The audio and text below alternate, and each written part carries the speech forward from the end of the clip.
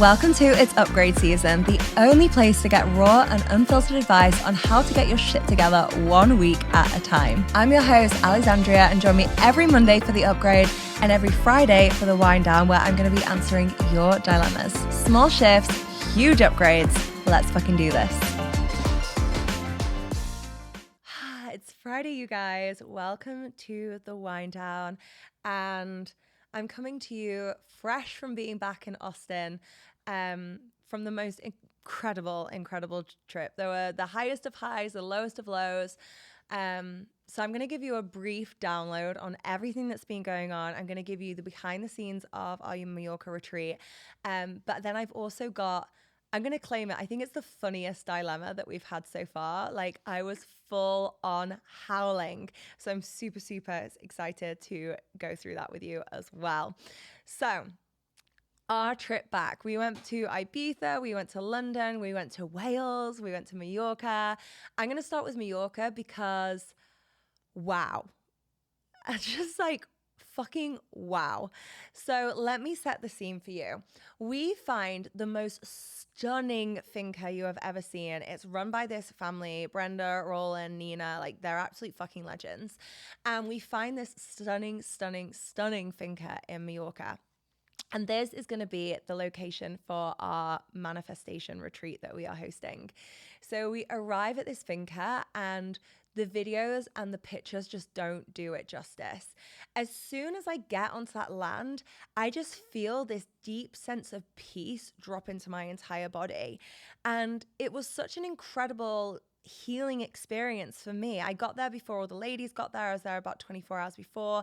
I like to do that in general. Just, we really like to give people such a seamless retreat experience. And that was actually some of the feedback we had, just how seamless everything was.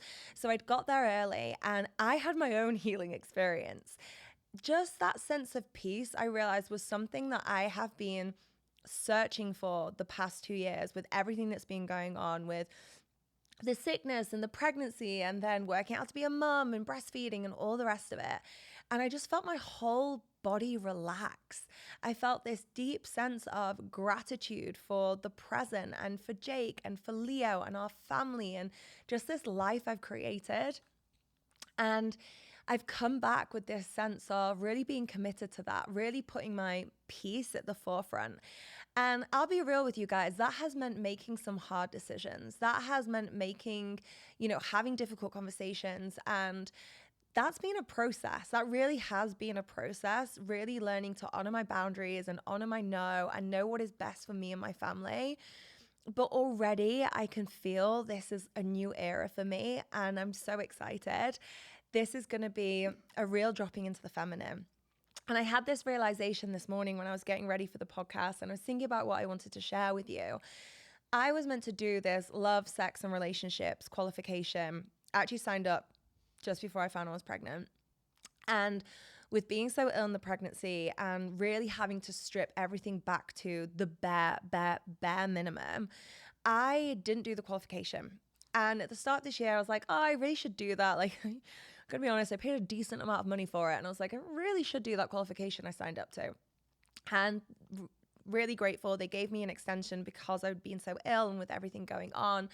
But I just haven't really dived in yet. I just haven't found myself diving in. And I had the biggest download in Mallorca of what if this year really gets to be about that? What if it gets to be about doing that studying and diving into the feminine and the goddesses and just really, and ceremony, recently I've had so many, and I'll go into this, but so many powerful ceremonial experiences. So that's my commitment. My commitment is to my peace. It's to diving deeper into the world of tantra, of feminine energetics. And I realized, the big realization I had when I was getting ready was I wasn't ready to go on this journey when I signed up to that program. I was in a season of expansion and business building, and that was a beautiful season, but I needed to be so ill in pregnancy. I needed to go through motherhood in order to feel this call and this pull towards this feminine way of being. And so I'm excited that I feel like I'm now in the right time, right space to be diving into that.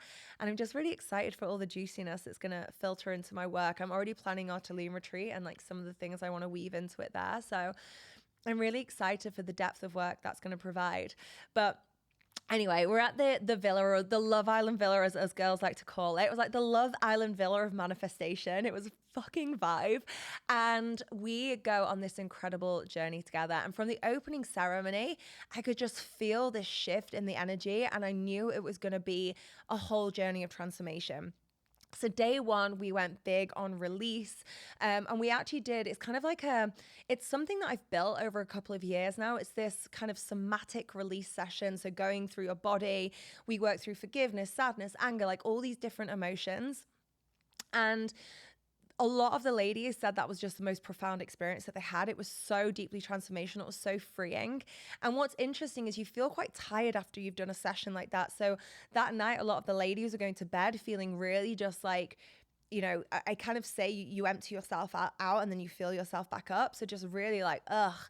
But the next day they woke up quite literally feeling like brand new women, and you could see the glow on their faces. I really believe in manifestation. We're already a magnet. We already know how to attract, but it's all the layers of things that get on top of us. It's all the layers of limiting beliefs and stories and judgments and all these other things.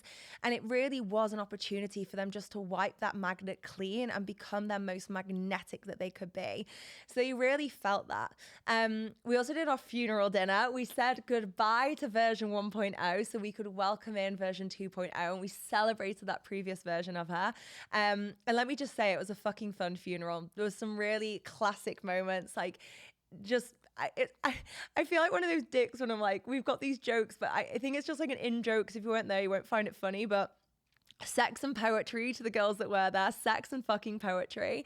And it was so celebratory and fun. And one of the girls there, she did her funeral speech and a celebration, and we got towards the end and she was like, I want to go again. She was like, I didn't give it my all the first time. And she stood back up, and it was just it was such a powerful moment. And there were so many moments like that. So after the release day, we really went into what do you want? What do you really fucking want? And going into the vision, really stepping into version 2.0. And we did a lot of, I really like to work across like mind, body, and spirit and energy, really. So even though we'd be doing sessions where we were going into the mind and the stories and the vision and things like that, we were really anchoring that into their bodies as well. We were really working with upgrading that energy.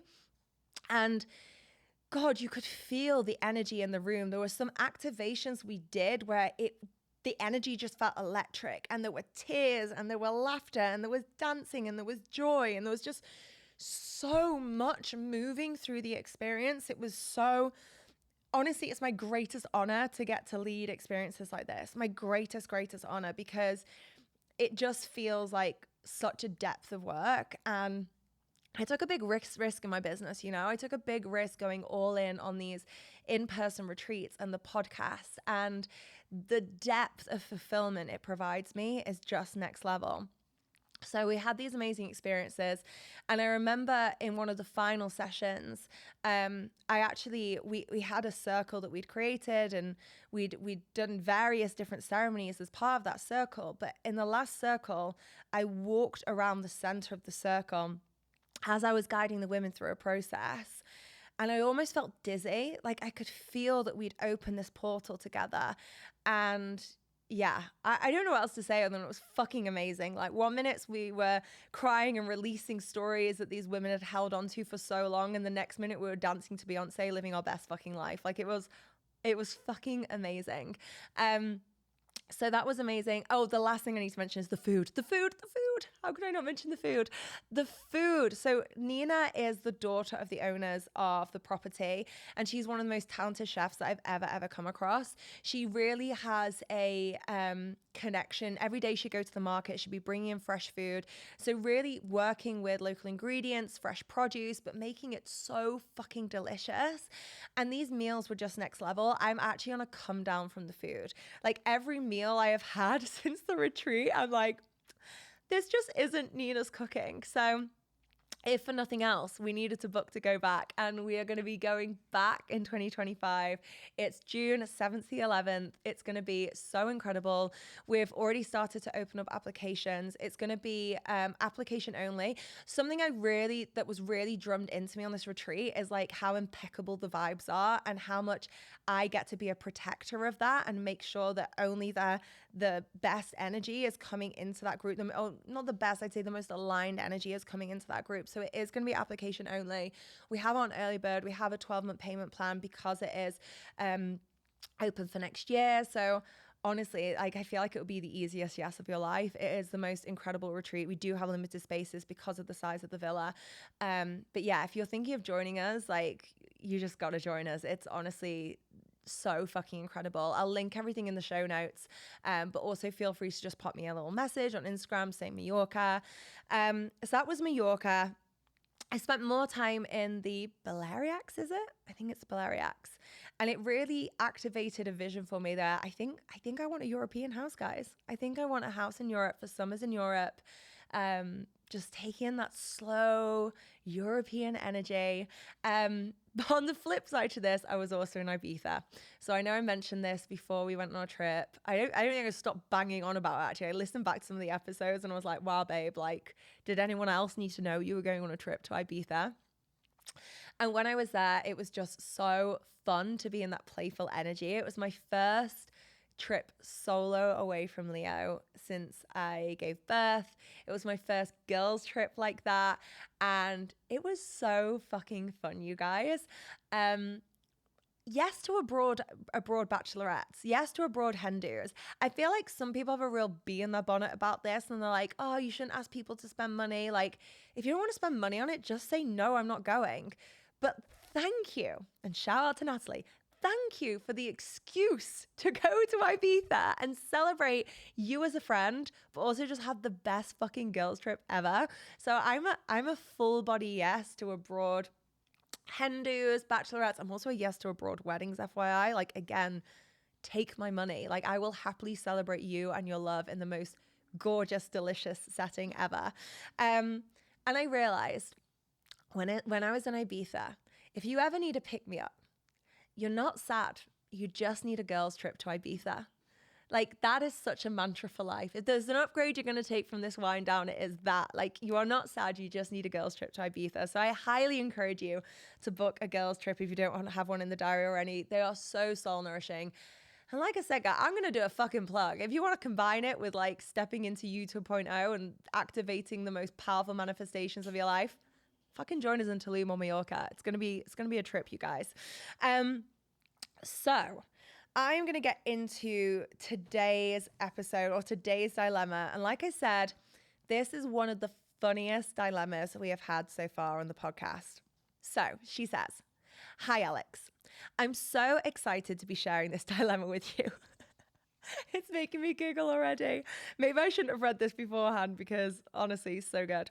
So my dilemma is that I have just moved into a tiny 1,000 square foot house with my boyfriend, and he had lived here previously. So I moved in with him, and his house is decorated with motorcycle pictures and motorcycle decor, and it's all like red and black. This is my worst nightmare, by the way, you guys.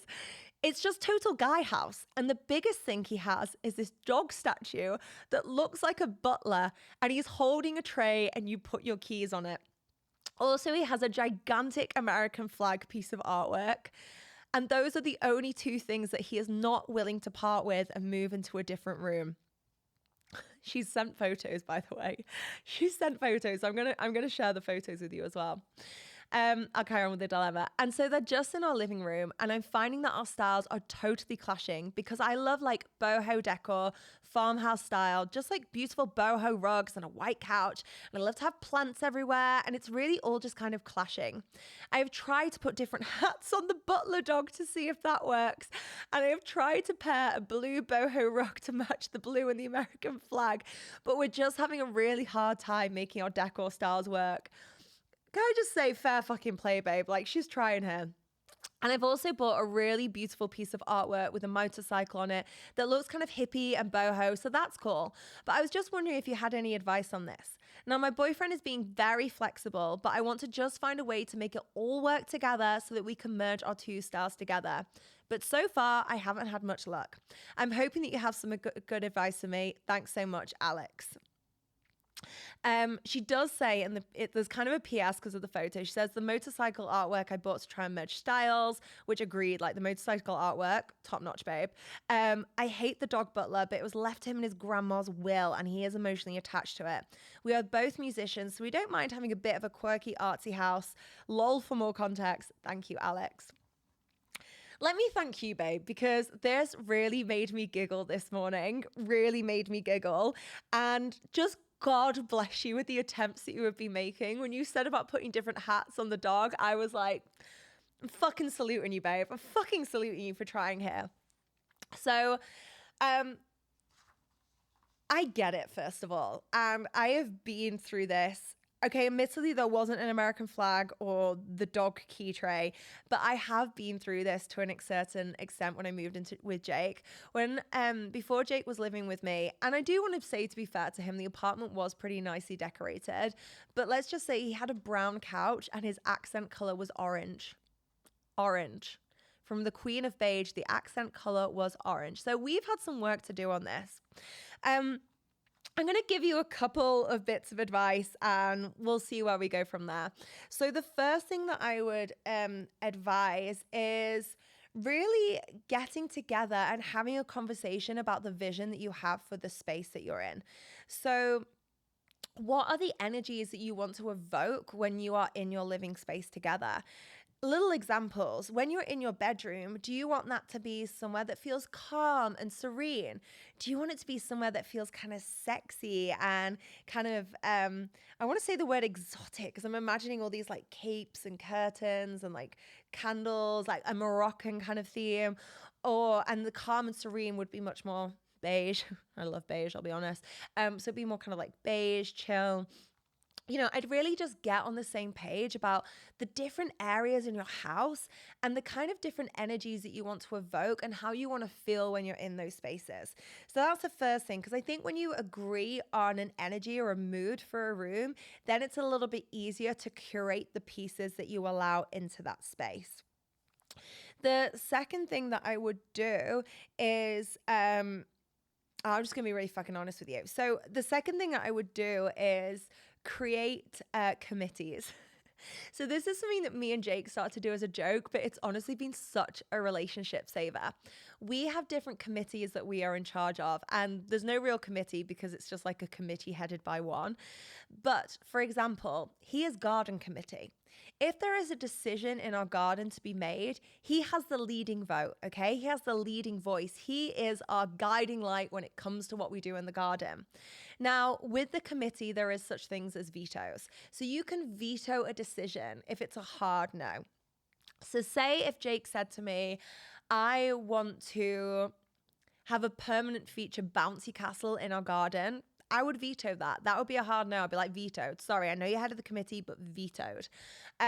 So we have these different committees, and one of the committees that I am head of is interior design. So I get to lead those conversations and make the majority of decisions. But it's okay because he knows he has his own areas. He has his own decision-making areas. So what I would do is have a conversation and see who's going to be the head of which committee. And I am voting for you, babe, to be head of the interior design committee. When you're head of the interior design committee, I feel like you get to make the leading decisions here. And something I just want to honor you on, babe, as well, is like you really have tried. You've picked this beautiful piece of motorcycle artwork, which is bringing together both your styles, so I can see that you're trying here. But we're going to have some wiggle room on that flag. I get it. That flag it's pretty atrocious. I feel like flags in general as a design piece get to be vetoed. That gets to be a vetoed piece there. If he's not into the committees thing, what are you going to do? Well, the problem here is it's a small flat because I would honestly be up for trying to put these pieces somewhere you're not going to see them often. When you are living in a bigger space, I think that's much easier because you can just say, hey, this gets to go in your man cave or your games room or your office or whatever you may have. But if you're living together, this is tough. And I feel like ultimately, babe, it might come to some tough love. It might just come down to some fucking honesty. It might come down to just saying like, hey, I love you. I really want to make this work. I really want to bring our styles together. Look at this beautiful motorcycle piece of art that I have put on our wall because you love motorcycles and I'm willing to meet you there. But babe, the fucking American flag has to go. The flag's got to go. I'm sorry. It's not a vibe. It's not a vibe. And I am here to elevate your style. Speak to your strengths here. Be honest. I'm here to elevate your style. Let's get rid of the American flag. The tough one is the dog, babe. And he's got the emotional attachment to it. I really like the Marie Kondo here, but I appreciate he might not be up for reading Marie Kondo. If he is, maybe get him to listen to Marie Kondo or read Marie Kondo or watch the Netflix show or something. But I really try and separate emotions from items. So I really try and take items, even though they can have meaning behind them and an energy and a resonance and memories and things like this, I try and not attach too much emotion to them. That really helped us when we were traveling a lot and we didn't have many things with us. But it also helps now because I really feel like if everything got stripped away, I know that wouldn't remove any of the emotional attachment I have. So really starting to shift the emotional attachment from things and helping him see that he can still love his grandma and miss his grandma and honor his grandma, but he doesn't necessarily need to have the dog in the living room. If you've got a hallway, maybe you could put it in the hallways. There's somewhere else the dog could go. And also, like, you don't have to get rid of the dog full stop. Like, he gets to keep the dog. Just maybe you don't have it on display. Maybe you could say, I can't wait till we're in our bigger house and we have more space for these things. But would you be open until then that the dog maybe gets to go somewhere else? Because, yeah, I'm not sure what else you can do about the dog, babe. You put different hats on it. My only other idea is put a throw over it. And I feel like that's more disrespectful. So, first of all, fair fucking play to you because you're trying here. Second of all, see if he's willing to do committees and you get to be the head of the interior design committee. And if he's not, babe, I think you got to be honest. I think you got to be honest that flag needs to go. I think you get to be honest that does not go with the vibe or that you are trying to create in the house. And I think the very last thing, I do think you can help them curate their own sense of style.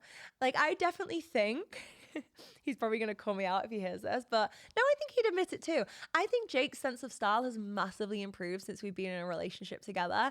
Like, I am a curation queen. I have really good style, and I think it has rubbed off on him a lot. I think I've helped him upgrade his sense of style and decor and things like that to the point where we're pretty much on the same page with most things. Not everything, of course, but like most things. He definitely likes a more like industrial style of things, and I definitely like things to feel a little bit calmer and softer. So maybe you get to help him upgrade his style together, and when you're out and about, just pointing out little pieces and being like, oh, wouldn't that be so nice in our living room? Or like, wouldn't that piece of art be so nice on our wall? Or maybe going through Pinterest boards together and being like, let's manifest our like dream house or our dream interiors together, and really just slowly nudging him towards your style. But thank you for sending that. I can't tell you the amount of giggles that you gave me this morning. Thank you for attaching photos. Guys, we need more WhatsApps. We need more photos. I need more dilemmas like this because this was absolutely fucking golden. I hope you enjoyed today's episode. I am so glad that I got to do this wind down in such real time as well and drop it in with you all. If you haven't already, I really would love you to leave a review for the podcast. It really does support us in so many ways beyond what you see. And as a massive thank you for leaving us a review. If you send us a screenshot of the review, you can just DM me on Instagram or you could pop us an email with it. We are going to be gifting you my course for absolutely free, which is all about designing your soul yes life. It is not a course that is normally free. It's normally a paid course, but I want to gift it you as a thank you. So please do head over to whatever you're listening to this on, take a little screenshot, leave us a review, because it really does make the world of difference. And you know what? fucking gives you some good karma. I'm always here for the good karma. I will see you on Monday, and I'm sending you so much love, so much joy, and so much abundance.